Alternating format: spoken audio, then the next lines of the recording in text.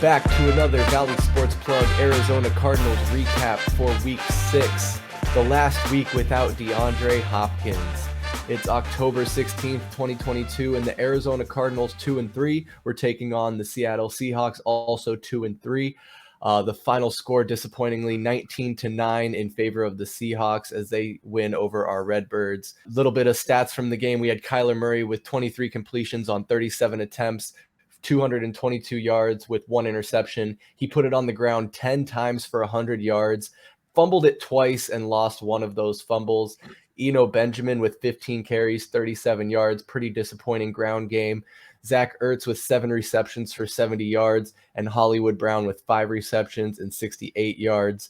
On the defensive side, Zaven Collins did have 2 sacks, and Marcus Golden had 1. A few other guys also getting sacks in there for a Cardinals total of 5 team sacks, getting us back on the board. We did have a low number of sacks around the league going into this game. I think maybe at the bottom. Anyway, on the other side, the Seattle Seahawks, Geno Smith, 20 completions on 31 attempts for 197 yards, 0 passing touchdowns. Kenneth Walker, 21 carries for 97 yards and 1 touchdown, the only touchdown scored in this game. For the Seahawks, Noah Fant had 6 receptions at 45 yards, and we were able to hold DK Metcalf to 2 receptions for 34 yards. I know I want to hear what Michael Benjamin and VSP Tallman have to say about this, so just a quick run through of a little bit of how the game looked today. The Cardinals finally scored in the first quarter, starting the game, putting the Cardinals up 3-0. The Seahawks would quickly answer with a field goal and make 4 field goals in a row to take the lead. Kyler Murray did have a costly fumble in the third, but the Cardinals quickly made up for it on defense as Chris Banjo is able to scoop the fumble and score with 54 seconds left in the third. So it was 9-12 going into the fourth. Kenneth Walker would score and have the final say with 13 minutes and 24 seconds left in the game, where the score would hold up 9-19. As I said, Kyler Murray had that interception on the same play. Hollywood Brown was injured with 3 minutes and 59 seconds left in the game. So probably not going to see him together with DeAndre Hopkins when Week 7 kicks off here on Thursday night. But I think we were going to pass it over to VSP Tallman first and get his take on today's game. Okay, well, just disgusting, I would say. I mean, guys, if it wasn't for that block punt, we're talking about an offense that scored 3 points. It'd be 19-3 if we didn't get that. So it was rough. It was hard to watch. This was supposed to be that game where it's like, oh, we can win this. We can beat the Seahawks. We can go 3-3 and get Hopkins back. It was supposed to be our game to win, but it was horrible. It was so bad to watch. First off, we need a fucking kicker. This guy, we get that miracle block punt, score the touchdown, and he misses an extra point. He only made the first field goal because it was 23 yards because we couldn't even get it in the end zone in the first quarter. So that's first and foremost. That if he's on the team next week, I swear to God, I don't know what to say. He needs to get the fuck out of here. He needs a one-way ticket to go fuck yourself, Bill. All right, sorry, I digress. We need James Conner back. There was all this hype all week. It was, Benjamin can do this, he can do that. I didn't see it. With 15 carries, he only had 37 yards. We need James Conner back. We need to run the football. And then the whole thing. Oh well, when Kyler Murray rushes for has more than 5 rush attempts, we win all the time. He had 10 rushes for 100 yards, and we looked absolutely terrible. So it's like when we need him to run, he doesn't run, but then he runs, and we look terrible. So I don't know what it is. This is going to be that time in the season right now where we're going to hit the panic button. I don't know about you guys. I'm super worried. Like I said, this is supposed to be our game to win. And I mean, we did not show up. One positive though, I mean, the defense keeps somehow figuring out how to, hold these teams to low points. I mean, and I say that, yeah, we lost 19-9, but I mean, the Seahawks, they scored 80 points in the last 2 weeks. So again, we were able to hold them, keep us in the game. And then it's also incredible. All these times that we keep losing, like we're in the game. I mean, we were in this game for forever. I mean, until obviously the fourth quarter where we just could not figure it out. But the defense is the only bright side where somehow we are still in these games when we shouldn't be. The Rams game, we were in it. This game, we were in it. I mean, the Eagles game, we lost by 3 points. I mean, we should have went to overtime. So that's the only positive. We need a new kicker. We need James Conner back. Oh my God, saving grace. DeAndre Hopkins is back next week. I'm scared of that game too. Are you guys scared? I don't know what to expect. I'm excited though. We only have to wait a couple days for that game, so that's going to be something to look forward to. But that's it. Just disgusting. It was terrible, terrible game. Really not much positive to take away from the game other than, like you're saying, Tom, and the defense still holding us down, keeping us in the game, and really got to wonder what Cliff Kingsbury on the offense are doing. I imagine that locker room could get tense if the defense keeps carrying the weight and not seeing anything in return with the offensive side of the ball. Mike, what were you kind of seeing, and what were your takeaways of the game today? Overall spectrum of everything, I'm disappointed that we didn't win this game because 3-3 works perfectly into the mantra, not too high, not too low, right? 500 is literally the epitome of that. I kind of go back to what's happened the past 2 years previous in regards to situations where you have an opportunity to take advantage of standings. You know, like our last game in 2020, I think, when we played the Rams and we had the opportunity to go to the playoffs and all we had to do was win that game and we don't. Same as last year.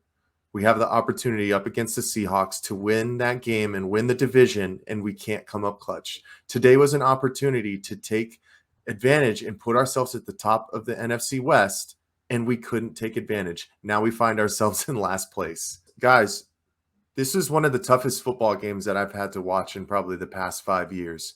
The incompetence of this offense is starting to be very glaring.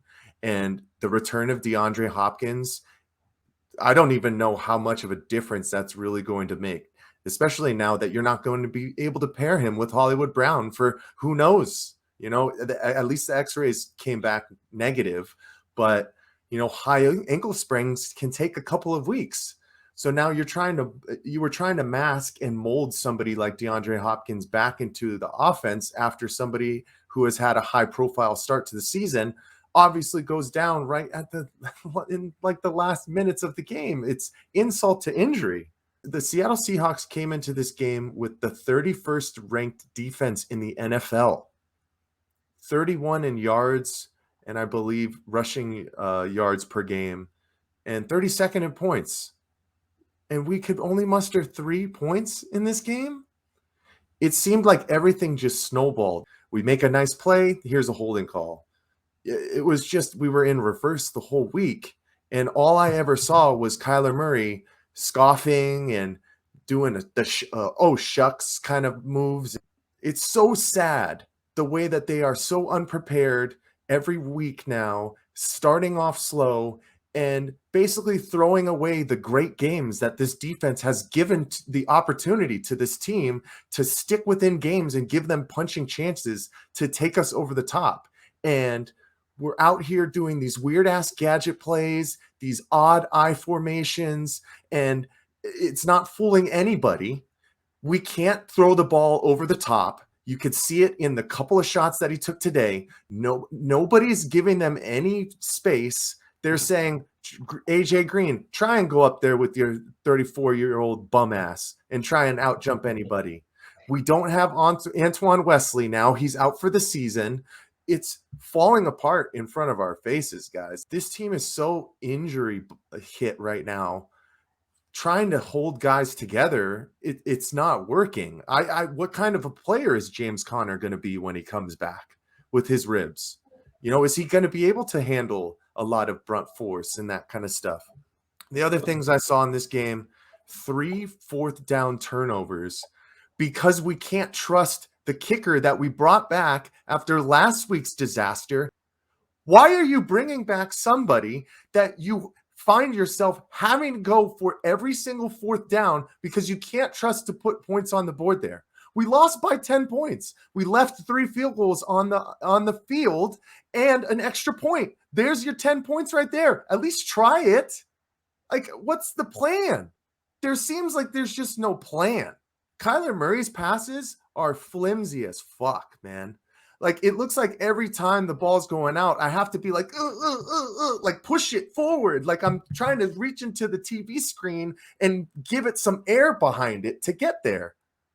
He has no pocket at all, consistently falling apart. Our guards are getting toasted on one-on-one matchups, and he has no time at all to make any kind of decisions. But it also doesn't matter because he can't see down the field. It's crazy. My favorite thing was at halftime, Howie Long came out and basically said, I'm puzzled by Arizona's offense. So are we all, Howie. We're all on the same boat here. It's unacceptable at this point. I'm not saying that this is a horrible football team, but this is a god-awful offense that doesn't seem like they're trying to figure out the best ways to take advantage of the weapons that they have. And I don't know if DeAndre Hopkins is really going to be able to solve any of those problems. So this is going to be such a quick turnaround. And I wouldn't be surprised if Thursday night is an absolute disaster once again. At least we're playing the New Orleans Saints, and I don't know what kind of fan base they have. Hopefully we don't get drowned out like we did with the Eagles last week. So cross your fingers. But my goodness, guys, I mean, this team is so banged up right now. The only silver lining that we have is this defense, and I commend Vance Joseph and those young guys going out there and balling and keeping this team in games, because without them, we'd be the laughing stock of the league right now, and that's a fact. So that's all I got. To jump in here with what you're saying there about these gadget plays and being confused about what's going on the offensive side of the ball, we are all confused. And I think more so the point I wanted to make is that we are living up to the criticisms of this team in the past years leading up to this moment, when I forget who it was, Jalen Ramsey or whoever, said the Cardinals are playing pretty boy football. Cliff Kingsbury is bringing pretty boy football to the Valley. And we kind of smirked and shrugged it off and thought we could be revolutionary. But there is absolutely nothing revolutionary about this offense. It is absolutely pathetic and stagnant. And more so to your point about the pocket and there being absolutely no pocket available, Kyler Murray having 100 yards on 10 carries, is that sustainable? And we lost this game. It's not something that I want to see him do, is be putting it on the ground. I want to be able to see him completing his passes, getting 253, 350 yards through the air, and a few passing touchdowns. I just don't know what the trajectory is, because if you point at the head coach, obviously Kyler just signed this big contract. He's not easy to get rid of. Cliff Kingsbury is the next closest guy to get rid of. But then we've talked about it. You've brought in the pairing of Cliff and Kyler to be a dynamic duo, and so far it's been anything but dynamic.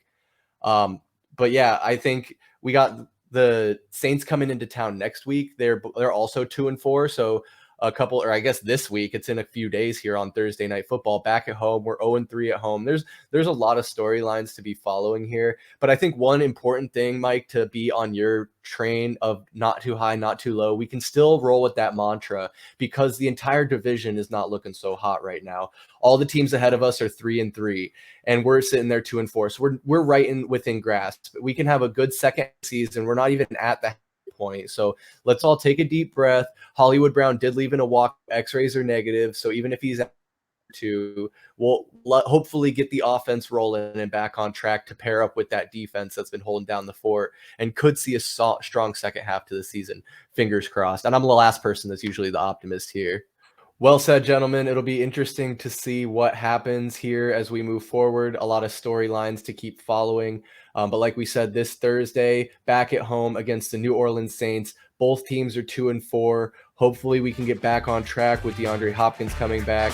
A lot to look out for, like I said. So for Michael Benjamin, VSP Tallman, I'm Chris Patrick. We'll see you next week.